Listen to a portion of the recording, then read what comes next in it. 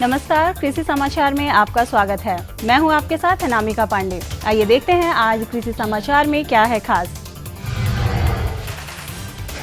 नगरी में मसाला फसलों की 3 प्रसंस्करण इकाइयों की स्थापना होगी। रबी फसलों की सिंचाई के लिए चेक डैमों से मिलेगा पानी। आज हमसे जुड़े हैं सफल किसान बालेश्वर महतो।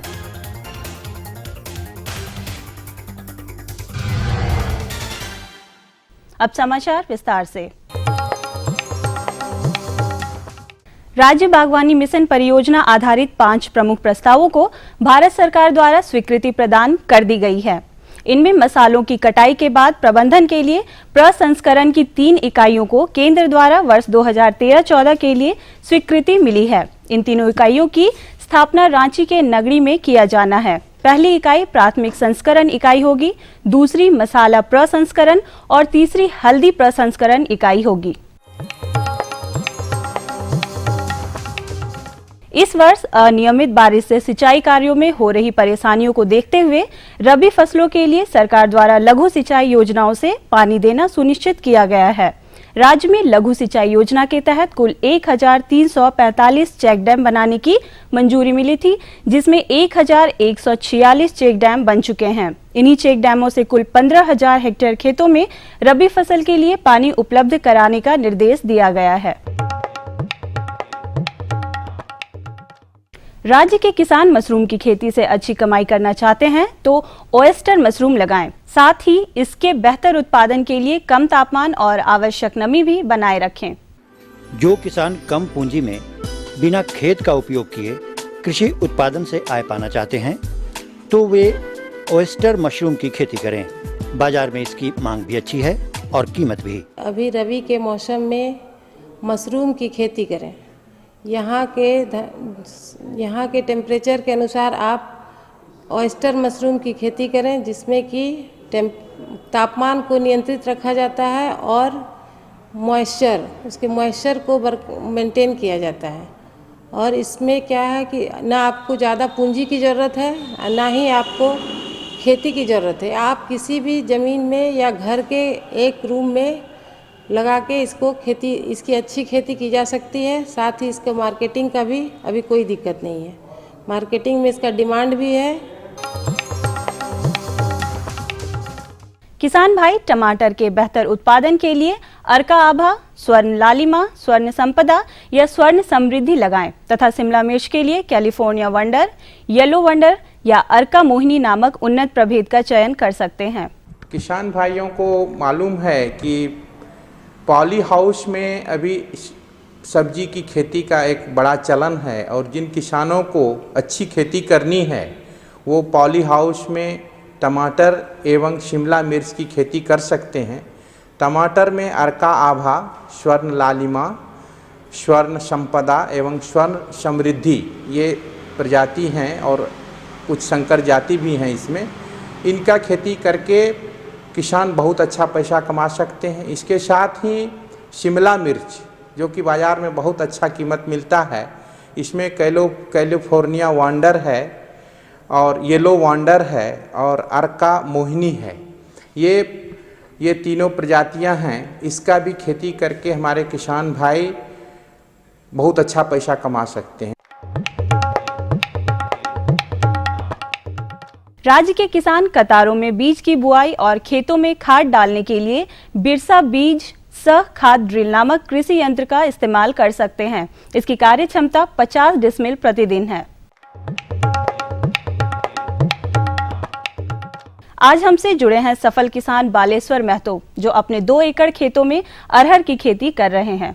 बालेश्वर महतो एक ऐसे परिश्रमी किसान का नाम है जिनकी सफलता का राज है लगातार प्रयास करना। वैसे तो ये सभी मौसमी फसलों की खेती करते हैं, लेकिन अभी दलहनी फसल अरहर लगाए हुए हैं। मेरा नाम है कलेश्वर महतो, पिताजी का श्री पंचानन महतो। हम लोग यही श्री विधि द्वारा ही सब कुछ कृषि विज्ञान से ही हम लोग सब कुछ करते हैं। अगो पहले वाला तो छोड़ दिए सर। पहले वाला तो जो लगाते थे बीज उसमें तो ज़्यादा लगाते लेकिन ज़्यादा नहीं होता था, लेकिन कम में लगाते हैं लेकिन कम ही हम लोग को ज़्यादा उपज होता है। इसी में हम लोग को पढ़ाई लिखाई लड़का बच्चा का सब कुछ भरण पोषण इसी में सब हो जाता है। खाना पीना हम लोग सब कुछ थोड़ा बहुत बचबो करता है, इसीलिए सब हम लोग चलाते हैं। इसीलिए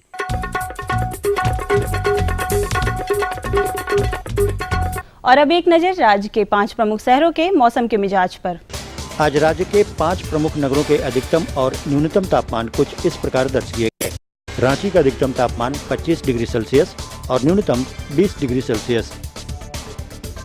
जमशेदपुर का अधिकतम तापमान 28 डिग्री सेल्सियस और न्यूनतम 22 डिग्री सेल्सियस। मेदिनीनगर का अधिकतम तापमान 29 डिग्री सेल्सियस और न्यूनतम 22 डिग्री सेल्सियस। देवघर का अधिकतम तापमान 30 डिग्री सेल्सियस और न्यूनतम 22 डिग्री सेल्सियस। वहीं धनबाद का अधिकतम तापमान 30 डिग्री सेल्सियस और न्यूनतम 22 डिग्री सेल्सियस दर्ज किया गया।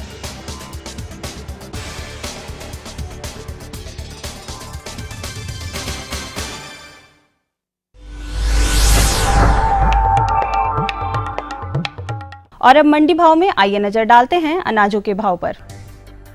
आज कृषि उत्पाद बाजार समिति पंडरा रांची में विभिन्न खाद्यान्नों के थोक भाव कुछ इस प्रकार दर्ज किए गए।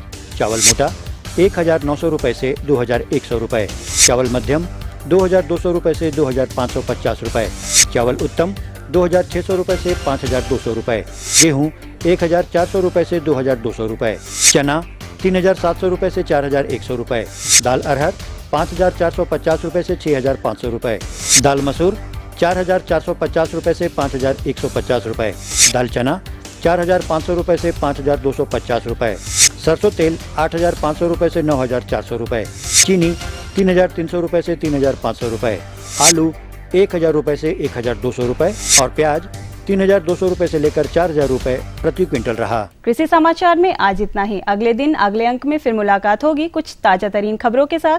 तब तक के लिए दीजिए इजाजत। नमस्कार, जोहार। ये लो और बताओ। बस। अरे ये क्या भैया जी, बस इतनी सी रासायनिक खाद? किसानी छोड़ रहे हो क्या? किसानी नहीं, नादानी छोड़ रहे हैं। मिट्टी की जांच कराई है।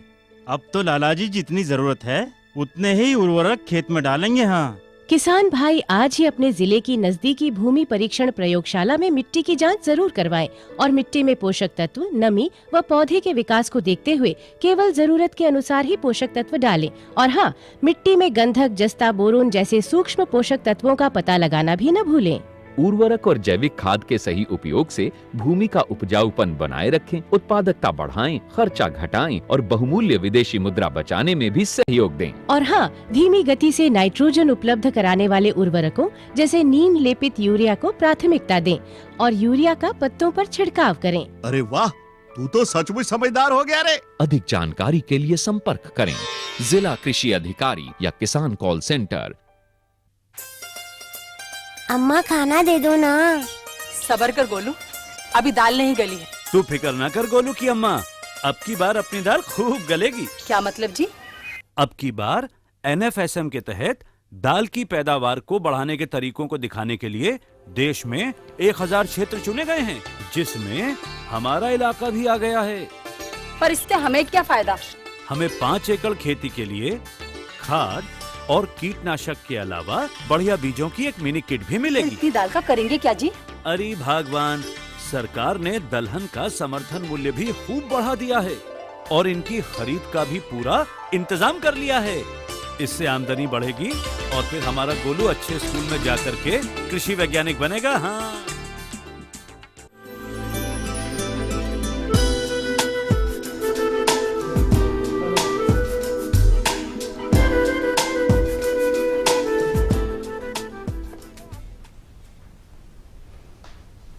नमस्कार।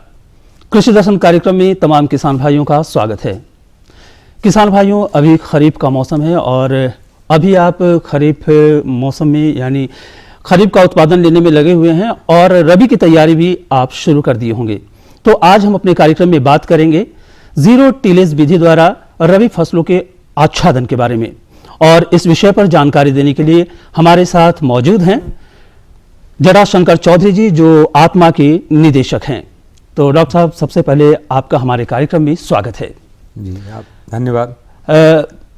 किसान भाइयों, हम आपको बता दें कि हमारा जो ये कार्यक्रम है वो जीवंत फोन इन कार्यक्रम है और इस कार्यक्रम में आपकी इस विषय से संबंधित कोई भी समस्या हो या किसी भी प्रकार की कोई जानकारी चाहिए तो आप हमें इस नंबर पर संपर्क कर सकते हैं। हमारा नंबर है 0651 2282 6 7। तो आपके कॉल का हमें इंतज़ार रहेगा और हमारे जो विशेषज्ञ हैं वो आपको जानकारी देंगे। तो चलिए, हमें आपके कॉल का इंतज़ार है। उससे पहले हम सर से कुछ प्रश्न जानना चाहेंगे, कुछ पूछना चाहेंगे कि सर ये आप हमें बताएं कि ये जीरो टिलेज जो सिस्टम है वो आखिर है क्या? किसान भाइयों को जोहार। देखिए, जीरो टिलेज एक तकनीक है, एक विधि है जी खेती करने की। और उसमें क्या होता है कि धान की कटाई जब आप करते हैं तो उस समय आप कटाई करते ही आप आज कटाई किए और कल जीरो टिलेज मशीन चला करके बुआई कर सकते हैं जी। और जीरो टिलेज का मतलब है कि आप मिट्टी की जुताई कम से कम करते हैं, या तो नहीं करते हैं या कम करते हैं, यानी मिट्टी को हम डिस्टर्ब कम से कम करते हैं जी। ताकि जो भी धान का जो आप कटनी करने के बाद जो भी जड़ के साथ उसका ये तना बचा रहता है वो रहे, फिर धान की पत्तियां खेत में रहे। उससे क्या होता है कि वो जो उस समय मिट्टी में उपलब्ध जो पानी रहता है उसका वो संरक्षण करता है। और इसको हम कंजर्वेशन फार्मिंग के रूप में जानते हैं, जीरो टिलेज टेक्निक को। तो क्लाइमेट चेंज जो हो रहा है और ख़ास करके झारखंड में जहाँ पे आपको सिंचाई की क्षमता बहुत ज़्यादा नहीं है और जो खेती है वो वर्षा आश्रित है जी। तो उसमें होता क्या है कि धान की खेती करने के बाद तो आप देखेंगे कि रबी फसल हम लोग अभी तक 6 से 7 लाख हेक्टेयर में ही खेती कर पाते हैं, जबकि खरीफ फसल की खेती हम लोग 24-25 लाख हेक्टेयर में करते हैं। तो बहुत 1/4 से ज़्यादा ही खेत का आच्छादन हम लोग कर पाते हैं।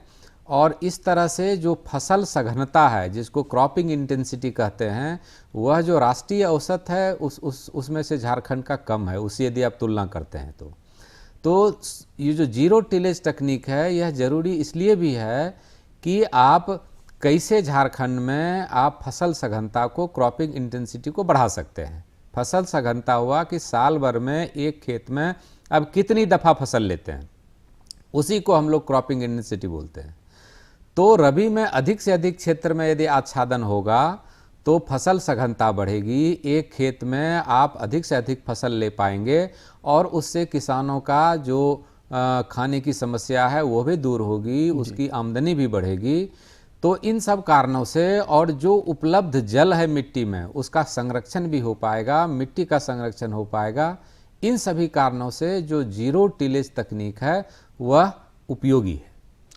सर, हम ये जानना चाहेंगे कि झारखंड के लिए ये कितना उपयोगी है, खासकर झारखंड के लिए? हाँ जी, मैंने बताया आपको कि झारखंड में सिंचाई क्षमता की काफ़ी कमी है और कमी रहने के चलते आपको जो रबी फसल होता है उस समय जलाशय में उतना अधिक पानी नहीं होता है और उतना जल स्रोत भी हमारे पास नहीं है, क्योंकि झारखंड का जो ज़मीन है वह अंडुलेटिंग टोपोग्राफी है।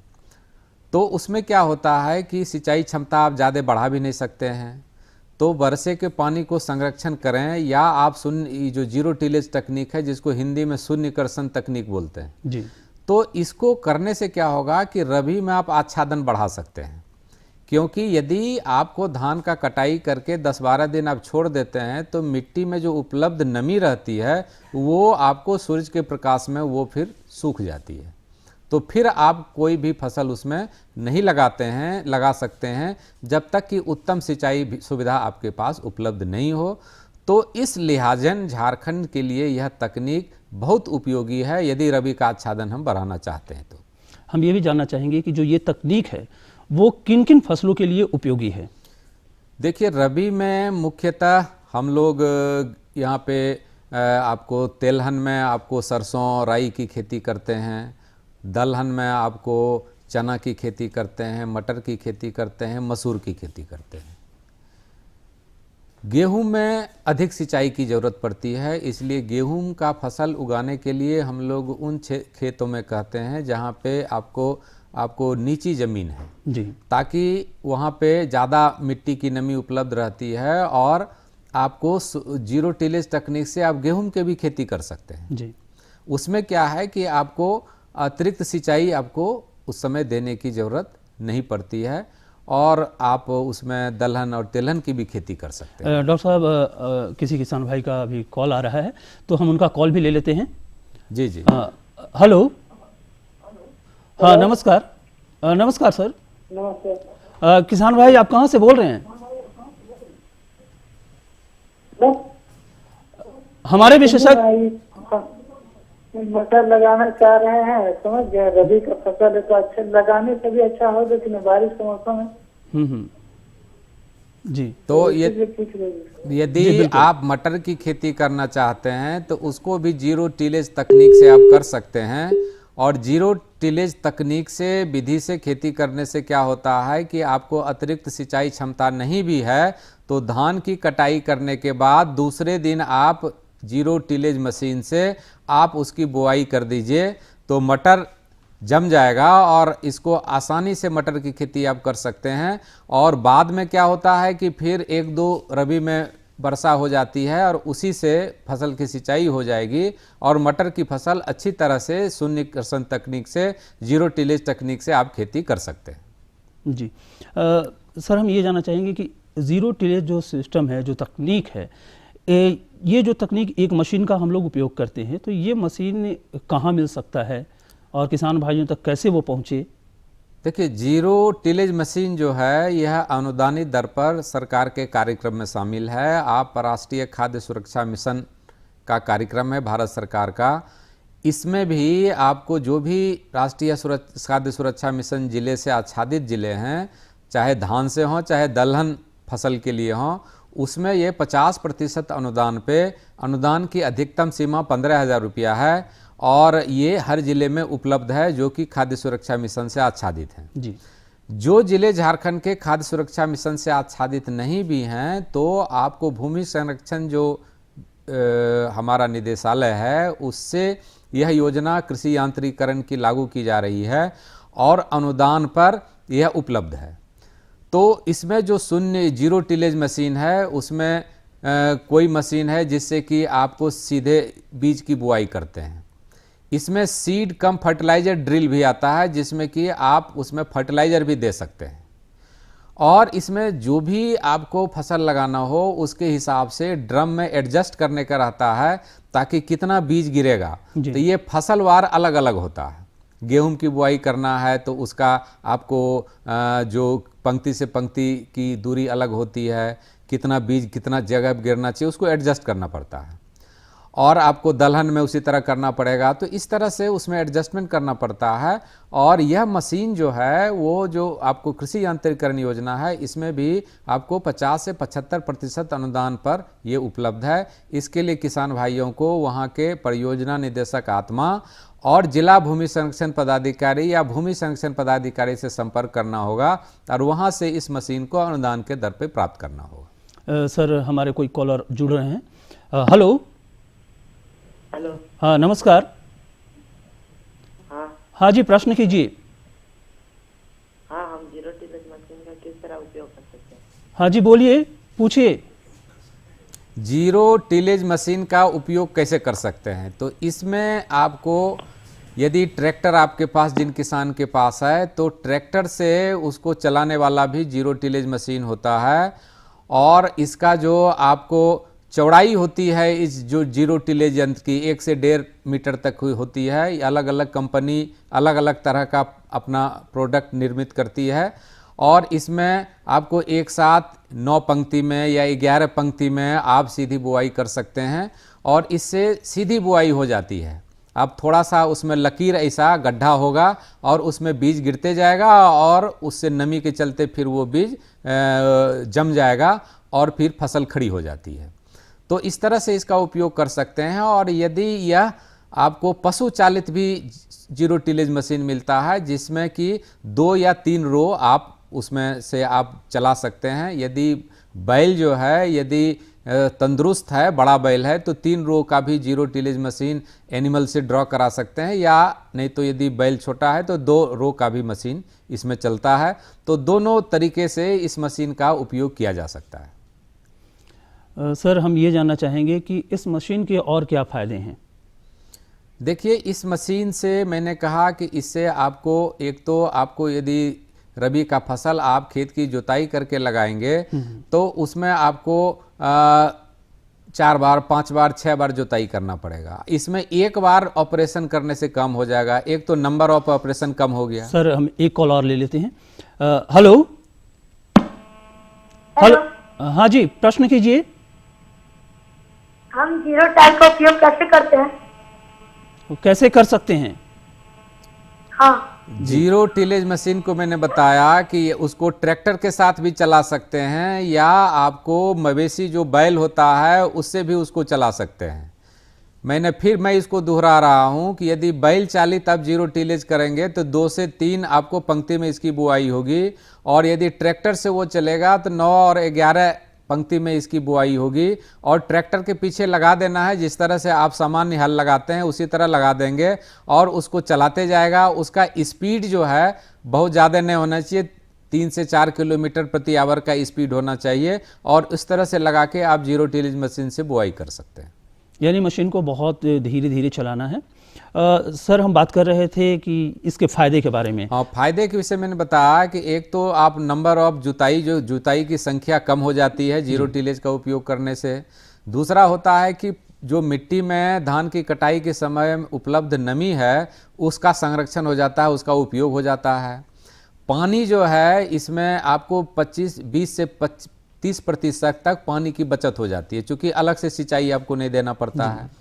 उसके बाद जिस समय कटाई करते हैं उस समय धान की पत्तियां और उसका जो जड़ है वो तना रहता है, जिससे कि किसी न किसी रूप में छाया होता है और मिट्टी की जो उपलब्ध नमी है वो सूरज के प्रकाश में नहीं उड़ती है, तो मिट्टी का नमी का भी उपयोग होता है। उसके बाद भूमि का संरक्षण होता है। यदि आपको खेत की जुताई कम करेंगे और उसका डिस्टरबेंस कम करेंगे तो सॉइल का हेल्थ जो है वह भी बचता है। और सबसे बड़ा झारखंड में जो जरूरी है कि यदि धान की कटनी के बाद यदि 15 दिन आपको रुपाई करने में, बुआई करने में विलम्ब हो गया तो पानी उड़ जाएगा, तब बुआई आप कर ही नहीं सकते हैं, क्योंकि अतिरिक्त सिंचाई आपके पास उपलब्ध नहीं है। तो सबसे बड़ा आपको बुआई का जो समय जो है उसको भी कम कर देता है और जल्दी आप बुआई कर सकते हैं। यहाँ पे हम एक बार फिर से आपको रोकना चाहेंगे, हमारे कोई कॉलर हमारे साथ जुड़ रहे हैं। हेलो हेलो, हाँ नमस्कार, हाँ प्रश्न कीजिए। जी रबी का। हेलो, लगता है संबंध विच्छेद हो गया है। हाँ, संभवतः वो रबी फसल के विषय में पूछ रहे थे कि जीरो टिलेज तकनीक से रबी फसल लगाने के विषय में। तो मैंने पहले बताया है, तो उसको गेहूं की खेती भी कर सकते हैं, आप दलहन की खेती भी कर सकते हैं। दलहन में मैंने बताया कि चना हो, मटर हो, चाहे आपको मसूर हो जी, इसकी खेती आप जीरो टिलेज मशीन से कर सकते हैं। इससे पंक्ति में बुआई होती है, खरपतवार को आपको निकालने में सुविधा होती है, जो मजदूर की संख्या है वो कम होती है खरपतवार निकालने में। यदि पंक्ति में बुआई हो गई तो आपको ज़्यादा जुताई करेंगे, सिंचाई अलग से करेंगे तो मजदूर का कॉस्ट आपको बढ़ेगा, तो कॉस्ट ऑफ कल्टीवेशन भी कम हो जाता है। और जब कॉस्ट ऑफ कल्टीवेशन होगा तो आपका जो प्रॉफिट जो है वो बढ़ जाता है। और ख़ास करके आप सभी खेत में आप आच्छादन कर सकते हैं रबी फसलों से। जो खेत खाली रह जाता है आपको जीरो टिलेज तकनीक नहीं अपनाने के कारण। सर एक कॉलर हमारे साथ जुड़ रहे हैं। हेलो हेलो हेलो, हाँ जी नमस्कार। हम विश्वजीत बोले सर जी। हाँ, अपना प्रश्न पूछिए। कहाँ से बोले सर जी? हाँ जी, पूछिए अपना प्रश्न पूछिए। हम बोल रहे हैं सर जी। हेलो, हाँ जी बोलिए, आपकी आवाज हमें सुनाई दे रही है। तो जो बोल रहे हम सर जी कि आपका जैसे हेलो हेलो, हाँ हेलो, आपकी आवाज सुनाई दे रही है, पूछिए प्रश्न पूछिए। मेरा आवाज नहीं सुना सर हमको। सुनाई, आपकी आवाज हम तक पहुंच रही है, आप प्रश्न पूछिए। अच्छा, हमारा संपर्क उनसे टूट चुका है। हेलो हाँ हेलो, उनसे संपर्क हमारा टूट गया है। और सर हम बात कर रहे थे कि ये मिट्टी पर इसका क्या प्रभाव पड़ता है? मिट्टी पे प्रभाव पड़ता है कि चूंकि आपको पहले वाले फसल का जो पत्तियां हैं, जो ऑर्गेनिक मैटर है वो रह जाता है, और वो आपको जब फसल लग जाता है तो फिर उसको मिट्टी में मिलने की अधिक ये संभावना, वो सूखती नहीं है। और इससे जब मिट्टी में ऑर्गेनिक मैटर मिलेगा तो सॉइल का हेल्थ भी बढ़ जाता है और आपको फर्टिलिटी भी सॉइल का बढ़ता है यदि आप शून्यकर्षण, इसीलिए इसको कंजर्वेशन फार्मिंग और कंजर्वेशन एग्रीकल्चर बोलते हैं, संरक्षित खेती। इसलिए इस तकनीक को उस श्रेणी में हम लाते हैं। सर हम ये भी जानना चाहेंगे कि छिड़काव विधि से जो हम, लेकिन हम उससे पहले एक कॉलर को ले लेते हैं। हेलो हेलो हेलो, संपर्क टूट गया है। हम ये जानना चाह रहे थे कि जो छिड़काव विधि से हम लोग खेती करते हैं और इस तरह से जो टिलेज विधि जो आपने तकनीक की बात की है, वो दोनों में अंतर क्या है? देखिए, दोनों में अंतर यह है कि यदि आप सीधे आप छीटा विधि से खेती करते हैं तो छीटा विधि आप उसमें रबी के समय में जो मिट्टी गीला नहीं है जी, यानी आप जब बीज फेंकते हैं तो जब मिट्टी के गीलापन में वो दब नहीं जाता है मिट्टी में, तब तक वो जर्मिनेट नहीं करेगा, वो अंकुरित नहीं होगा। यदि मिट्टी सूखा है तब आपको 0 टिलेज चलाना पड़ेगा, तभी वो अंकुरित होगा जी। तो एक तो यह, दूसरा है कि 0 टिलेज चलाने से बुआई जो है वो पंक्ति में होगी। जब पंक्ति में बुआएगी तो खरपतवार आप निकाल सकते हैं और इससे जो मिट्टी का न्यूट्रिएंट पौधों को मिलता है उसका कंपटीशन कम हो जाता है और अधिक न्यूट्रिएंट प्लांट को अवेलेबल हो पाता है। इस तरह से पौधों में आपको वृद्धि अच्छी होती है और उपज भी अच्छी होती है, तो ये फ़ायदा है। और यदि आप छीटा विधि करते हैं तो एक तो सब ज़मीन में कर नहीं सकते हैं, और यदि करते भी हैं तो आपको फिर खरपतवार निकालने में आपको कठिनाई होगी, उससे फसल को भी नुकसान होता है। और इसके साथ साथ बीज की क्या बचत होती है? बीज की बचत होती है यदि आपको छीटा विधि से लगाते हैं तो आप यदि समझिए कि यदि किसी चीज़ के लिए आपको 1.25 गुना बीज आपको कम से कम ज़्यादा देना पड़ेगा, और यदि आपको पंक्ति में करते हैं तो बीज दर भी जो है वो कम हो जाता है, कम बीज में ही आप 1 हेक्टेयर की बुआई कर सकते हैं। तो ये भी फायदा है, बीज कम हो जाता है, आपको पानी का नमी का उपयोग हो जाता है, कॉस्ट ऑफ कल्टीवेशन कम हो जाता है, लागत मूल्य, और उपज बढ़ जाती है। तो 5-10 से 10% उपज बढ़ जाती है, और खासकर झारखंड में तो वो अतिरिक्त फसल के रूप में किसानों को मिलेगा। अभी भी जो श्रीविधि की तकनीक हम लोगों ने धान के खेत में और जो संकर धान का प्रचार प्रसार हुआ है और किसानों को फायदा दिया जा रहा है विभाग की ओर से, इससे किसानों की उपज बढ़ी है। और अब जिस किसानों को 7-8 महीने का अनाज होता था उसको अब सालों भर का अनाज होने लगा है, और जब ये अतिरिक्त फसल होगा तो उसको अलग से आमदनी होगी। चलिए, जटाशंकर चौधरी जी ने किसान भाइयों को काफ़ी अच्छी जानकारी दी टिलेज सिस्टम के बारे में, और हम उम्मीद करते हैं किसान भाइयों कि आप इस सिस्टम का, इस तकनीक का प्रयोग करके आप रबी फसलों का आच्छादन करेंगे और अच्छी उपज प्राप्त करेंगे। तो इसी के साथ हमें दीजिए इजाज़त। नमस्कार। नमस्कार।